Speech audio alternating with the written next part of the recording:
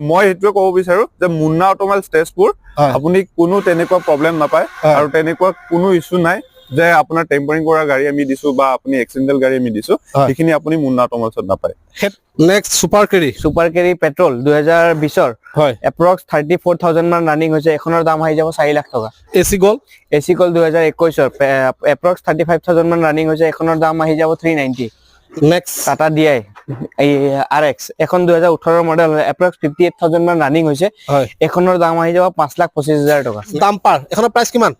এখনৰ প্ৰাইস ৰাখিছো আমি 1165 নেগোচিয়েট হ'বনে প্ৰাইসটো নেগোচিয়েবল হৈ যাব